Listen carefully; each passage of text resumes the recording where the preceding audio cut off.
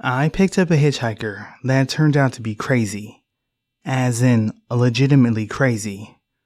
I won't ever do that again, and hopefully, my experience will discourage you as well. I live in a foreign country. I don't know about your country's sanitary measures against the pandemic, but at this time, we were no longer confined. This happened in September of this year. I was driving from my parents' house to a friend's apartment near our college campus. It was an hour-and-a-half drive. We had plans to spend the week together after not seeing each other for months. Even though the incident is not related to my friends in any way, it just hit me how dangerous it actually was when I started telling them what had happened. I remember one of them saying that it must have been the worst 45 minutes of my life. I laughed at it back then, but it hits me now just how true it was. I left quite late, around 9 p.m. I remember the sun had already set, and I was going to arrive late, which I didn't like. But I was used to the road, as I had often taken it. For some context, it was about an hour-and-a-half drive, and I would usually stop midway in a McDonald's parking lot to smoke a cigarette before carrying on. This is important for later in the story. I saw the hitchhiker not long after I left my parents' house. I had driven for 10 or 15 minutes when I saw him at the exit of a roundabout. He was a tall, slender guy with one of those tiny shoulder bags that guys wear across their chest. I thought it was a younger guy, maybe in his 20s. I immediately felt sympathy and stopped. I opened the passenger window and I asked where he was going. I realized right away that he was way older than I thought, at least in his late 30s. He had a really pale face, and the way he looked at me honestly freaked me out. The guy was going in my direction, to the town where I would stop midway to take my break. I don't know what I was thinking, to be honest. I just responded automatically that it was on my way, and he opened the door. And like I said, I had the worst next 45 minutes of my life. I don't mean to be dramatic, but it really was hell. I knew right away that I had made a mistake as I drove off, because as soon as I started driving, he started holding his stomach, crouched himself in the passenger seat, and started rocking back and forth, saying that he didn't feel good. I offered to open the windows for some fresh air, but he said that he just had to take his meds, which then he didn't.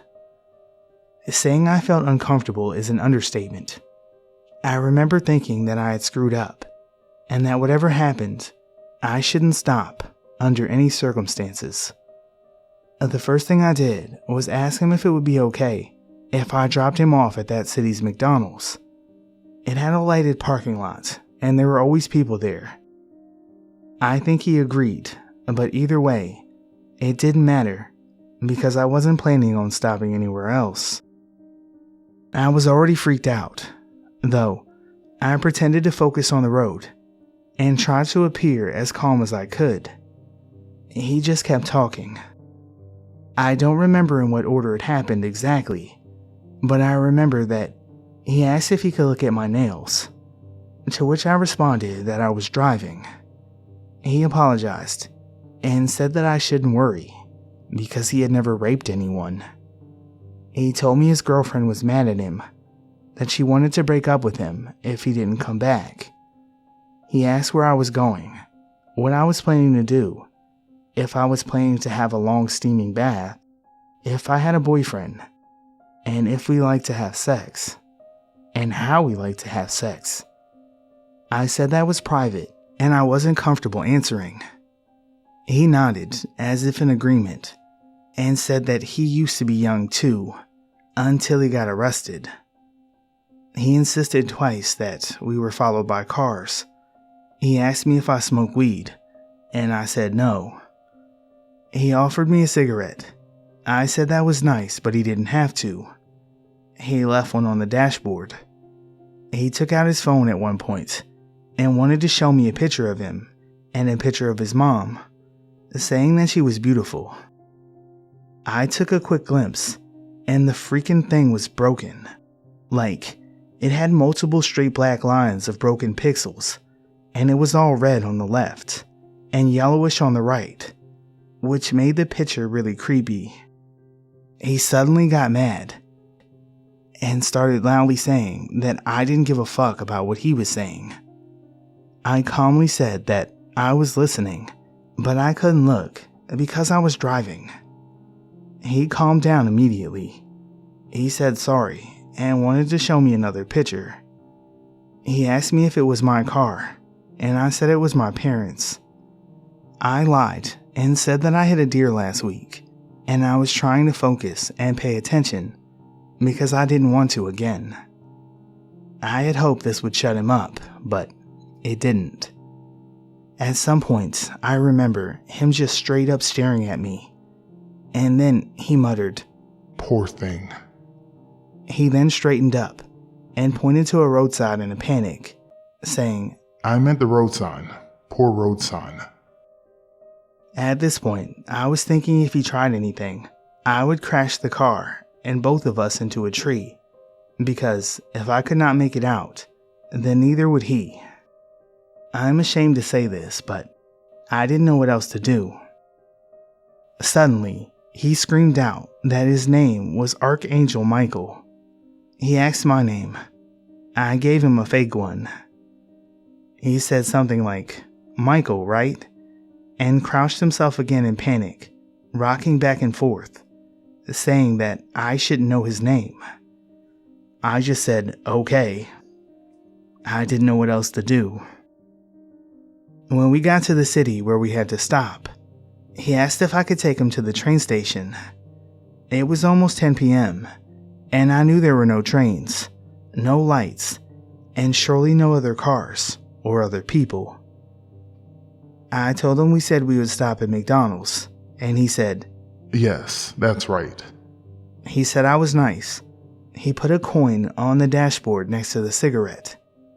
I stopped in the parking lot and left my car and drive. He just opened the door and said, "See you later." And I drove away pretty quickly. I never saw or heard of him again. I hope you never pick up a hitchhiker. I know I won't ever again. Also, crazy psycho hitchhiker, let's not meet again.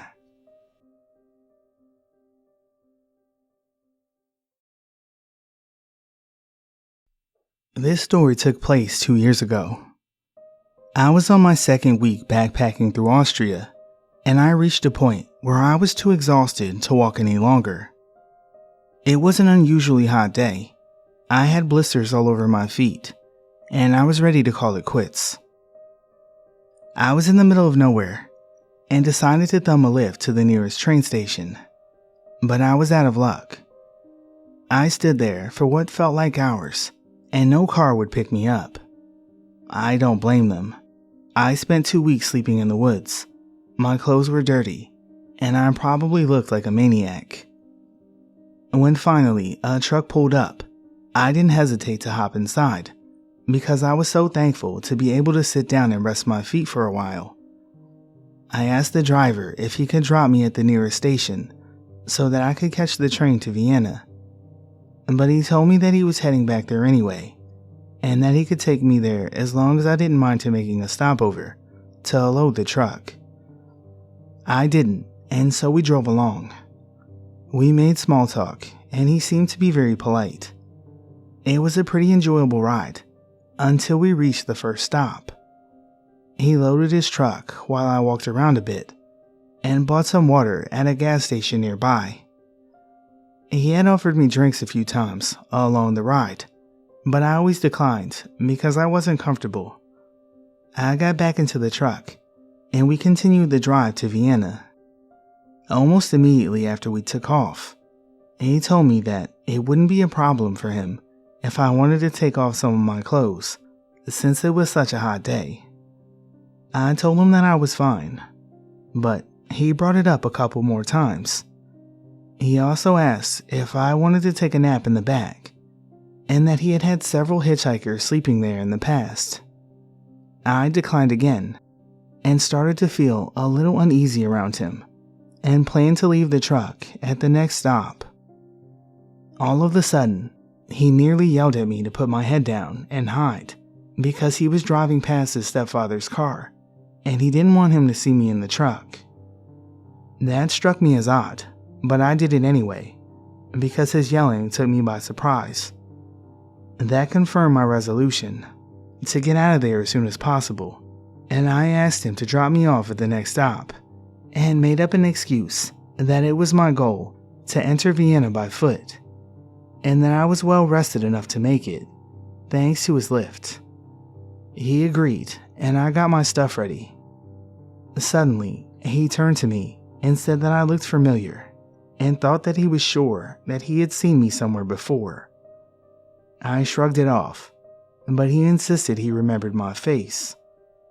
He asked me if I had ever been to a swinger club, because he was sure that he had seen me there sometime. That caught me off guard, and I told him that this was impossible because I had never been to one. Well, do you want to? I'm going to one in Vienna. Let's go there together. I'm sure you'll like it. At this point, I really wanted to get off the truck ASAP, and told him that I had no intention to come with him, and I asked him to drop me off now. He didn't answer, but reached into his pants and started masturbating while he drove along. I froze up, clutching my backpack on my lap. I didn't know what to do. I kept thinking that I'd jump off as soon as he stopped somewhere, and tried to ignore what he was doing, since he didn't respond to my plea to let me out. A gas station was coming up. He stopped what he was doing and asked if we could take a shower together. I figured that there'd be people around, and that would make it easier for me to get rid of him. So I told him sure, why not? He pulled up, and as soon as he stopped, I yanked open the door and ran across the parking lot of the gas station, hoping that he wouldn't come after me. He didn't, so I just kept running until the station was out of sight, and I reached a busy street. It was only after my heart stopped racing, and I caught my breath, that I realized that I had left my shoes in his truck. I walked the last few kilometers barefoot, and kept a lookout for the truck, until I reached Vienna.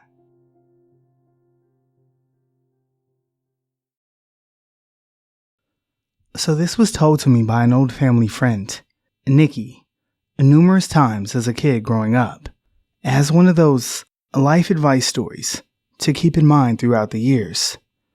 And to her credit, I have never forgotten it.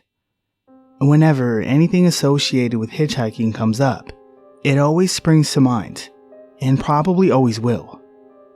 It makes me a bit ill whenever I think about it, actually. So, Nikki, who grew up at the same time as my dad, this was in the early 80s, I believe, was a young woman in her mid-20s. She's one of those real, kind-hearted souls, always willing to help another out in a time of need, and I can't imagine her being anything other than that when she was younger, so I totally see her doing this. So, driving into the city, about a 2-hour or so drive out from town, she saw a man walking down the side of the road.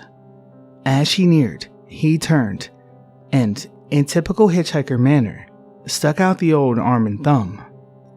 Nikki, bless her heart, pulled over and asked him if he needed any help. She told me that he was really polite, if not a bit shy, when he asked for a lift into the city.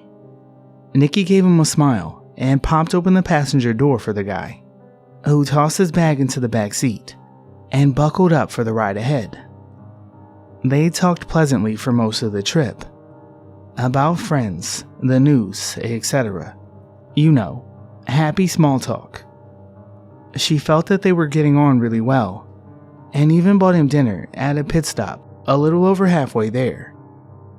She says that he seemed really flustered and awkward when she paid, that one of the things that he had talked about was money, and how he was pretty strapped for cash, which was why he was hitchhiking in the first place. But he eventually relented, and they went on their way. As soon as they got into the city, he thanked her profusely for the ride and the food, and asked to be dropped off once they hit downtown. Before getting out, he asked for her phone number so he could contact her someday and catch up. Thrilled at the prospect of knowing how her new friend was faring, Nikki wrote it down for him and drove off with the warm feeling of a good deed done. Now, I'm sorry if you were expecting something creepy to have happened by now, but I think this is what freaked me out so much as a kid. How nice everything seemed to have worked out. Nikki gets this crease in her forehead and a funny look in her eye when she tells me the next part. How, a week later, she got a phone call from her driving buddy. He didn't let her get a word in edgewise after hello, and told her that she should thank God that she was raised so nice, because when he first got into her car, he was planning on raping and murdering her once they got to that pit stop, that he was going to steal that car and dump her body in a ditch further down the road and go on his merry way. But after she talked with him so kindly and treated him to dinner with a smile on her face, he just couldn't bring himself to do it. He didn't think that he could live with himself after doing that to such a nice lady. And to please Nikki, never ever pick up another hitchhiker. And then he hung up the phone. And Nikki never got a call from him again. And when she tried redialing the number, she got a payphone. And so, Mr. Hitchhiker, I know I'm never going to meet you, because I'm going to listen to the advice you gave your driving buddy, and never, ever pick up a hitchhiker.